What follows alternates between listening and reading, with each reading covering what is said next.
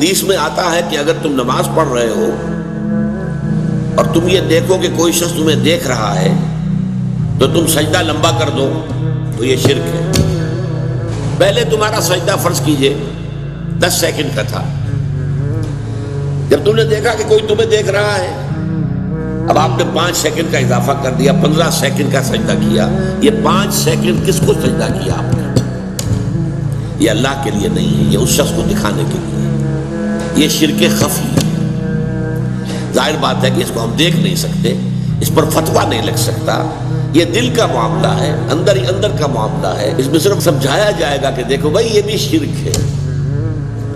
حضور نے فرمایا کہ شرک خفی کو پہچاننا اتنا مشکل ہے جتنا کہ کسی گھپ اندھیری رات کے اندر کسی سیاہ پتھر پر چلنے والی سیاہ چیونٹی کو دیکھنا مشکل ہے۔